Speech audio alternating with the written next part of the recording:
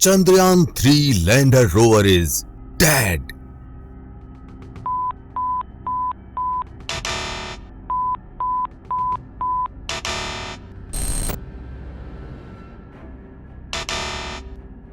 ये अब सिर्फ हम नहीं, भारत के सभी बड़े बड़े मीडिया चैनल्स और अखबार बोल रहे हैं।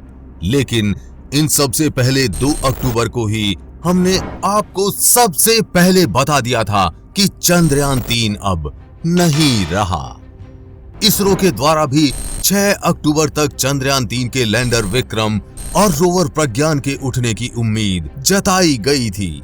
लेकिन अब तो 6 अक्टूबर भी निकल चुका है, चांद पर रात हो चुकी है, पर लैंडर विक्रम और रोवर प्रज्ञान की वापस एक्टिव होने की कोई खबर नहीं है।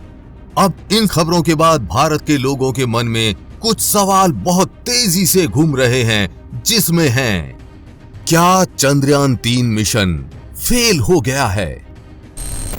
क्या चंद्रयान-3 मिशन का अंत हो चुका है? क्या इसरो वैज्ञानिकों द्वारा चंद्रयान-3 को लेकर बड़ी भूल हो गई है? क्या चंद्रयान-3 अब कभी जिंदा नहीं हो पाएगा? क्या हुआ था चांद की रात में लैंडर रोवर के साथ?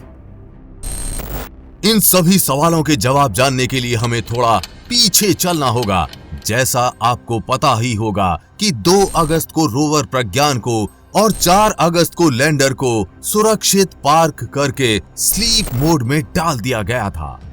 जब 4 अगस्त को विक्रम लैंडर को इसरो के द्वारा स्लीप मोड में डाला गया था, उससे पहले इसरो वैज्ञानिकों के द्वारा विक्रम लैंडर के साथ हॉप टेस्ट भी किया गया था। यानी इसरो वैज्ञानिकों ने विक्रम लैंडर के इंजनों को वापस से फायर किया, जिसकी वजह से विक्रम लैंडर चांद की सतह से 40 सेंटीमीटर ऊपर उठा और उसके बाद वैज्ञानिकों के द्वारा विक्रम लैंडर की लैंडिंग की जगह बदलते हुए 30 से 40 सेंटीमीटर दूर वापस से चंद्रयान-3 के लैंडर विक्रम को चांद की सतह पर नई लैंडिंग लोकेशन पर उतार दिया गया। उसके बाद लैंडर को स्लीप मोड में डाला गया। लैंडर के रिसीवर को चालू रखा गया और सौर पैनल्स को ऐसे सेट किया गया कि जब 22 सितंबर 2023 को चांद पर फिर से सुबह हो तो दोनों फिर से चालू हो जाएं। 22 सितंबर 2023 से 6 अक्टूबर 2023 तक यूरोपियन स्टेशन कोरू और इसरो के स्टार्क स्टेशन बेंगलुरु से लैंडर विक्रम और रोवर प्रज्ञान को जगाने के लगातार प्रयास किए गए, लेकिन कोई परिणाम नहीं निकला। इनके जागने से एक दिन पहले यानी 21 सितंबर को ही इसरो के एक सीनियर वैज्ञानिक ने ये पहले ही साफ कर दिया था कि चंद्रयान-3 के लैंडर रोवर की जगने की उम्मीद ना के बराबर है, क्योंकि उसमें वो डिवाइस लगाया ही नहीं गया है जिससे चांद की सर्दी में ये दोनों जिंदा रह सकें।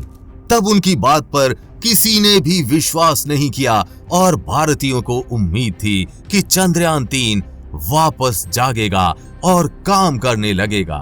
लेकिन अब उन सीनियर वैज्ञानिक की ही बात सच हुई है।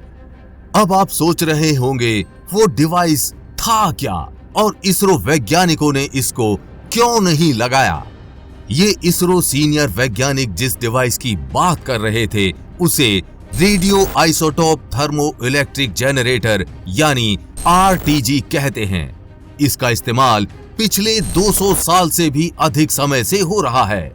अमेरिका का नासा तो इसका इस्तेमाल 1960 के दशक से अपोलो मिशन से करता आ रहा है।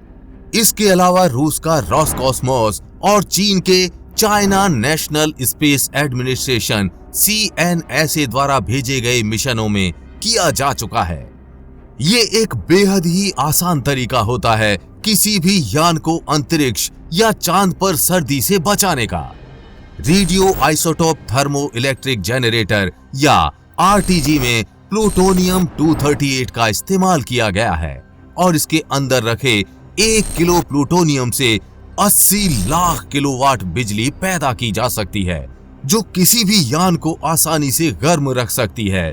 अब आप सोच रहे होंगे कि जब ये इतना ही आसान है तो इसरो वैज्ञानिकों के द्वारा इसका चंद्रयान 3 में इस्तेमाल क्यों नहीं किया गया।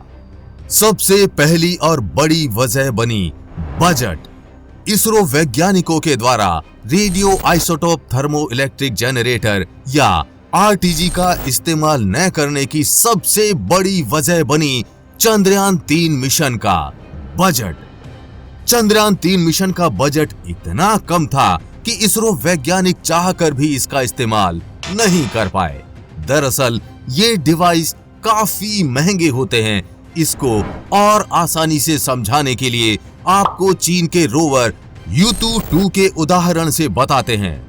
जैसा कि हम आपको पहले कई बार बता चुके हैं कि चीन के रोवर Yutu-2 में इस डिवाइस का इस्तेमाल किया गया है, जिसकी वजह से पिछले 4 सालों से भी अधिक समय से चीन का ये रोवर आज भी चांद पर काम कर रहा है। लेकिन अगर भारत के रोवर प्रज्ञान और Yutu-2 के बजट की तुलना की जाए तो दोनों के बजट के बीच अंतर काफी ज्यादा है। चीन के इस चंद्र मिशन चांग-ई 4 जिसमें Yutu-2 रोवर गया है, उसकी कुल लागत $1.2 बिलियन यानी लगभग 9,900 करोड़ रुपए थी, जबकि चंद्रयान 3 मिशन की कुल लागत महज 650 करोड़ रुपए थी। दूसरी बड़ी वजह बना वजन।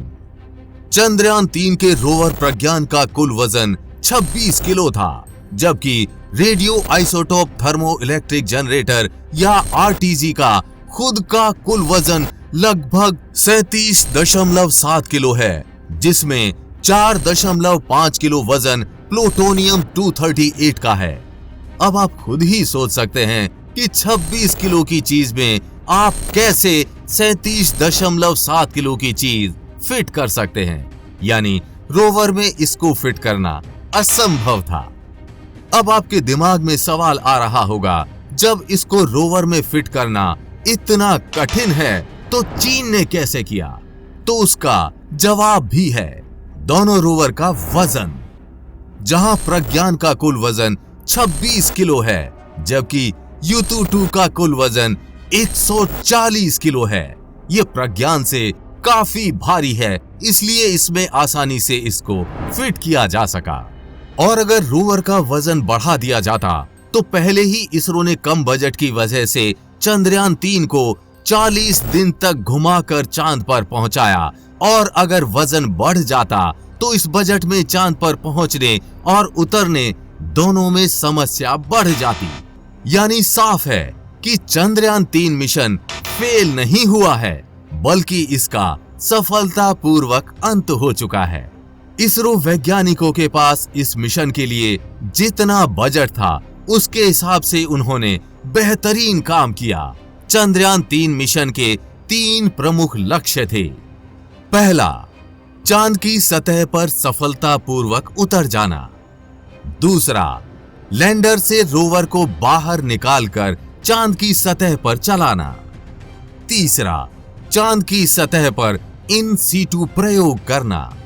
चंद्रयान 3 ने इन तीनों लक्ष्यों को अपने 14 दिन के जीवन काल में महज 10 दिन में ही पूरा कर लिया।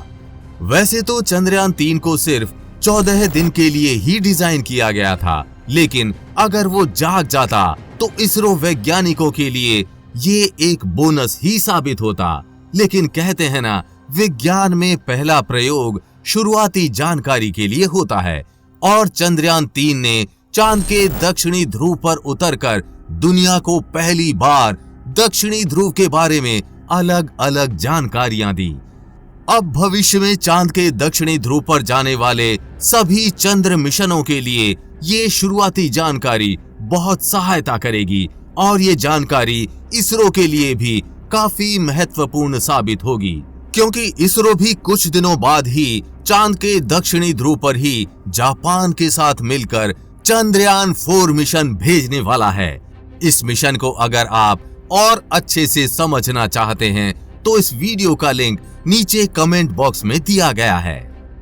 हमें पूरी उम्मीद है कि आपको ये जानकारी अच्छी लगी होगी, और जानकारी अच्छी लगी हो तो शेयर के बटन पर क्लिक करके इस अच्छी जानकारी को ज्यादा से ज्यादा लोगों में फैलाएं, जिससे आपके दोस्त और रिश्तेदार भी कुछ अच्छा सीख पाएं। साथ ही आप भी वीडियो को लाइक जरूर करके जाएं। आगे भी ऐसी इंफॉर्मेटिव वीडियोस आती रहेंगी, इसलिए अपडेटेड रहने के लिए चैनल को सब्सक्राइब करके बेल नोटिफिकेशन ऑन जरूर कर लें। जल्द मिलेंगे ऐसी ही इंफॉर्मेटिव वीडियोस के साथ और आपको कुछ अच्छा सिखाएंगे। तब तक के लिए जय हिंद, जय भारत।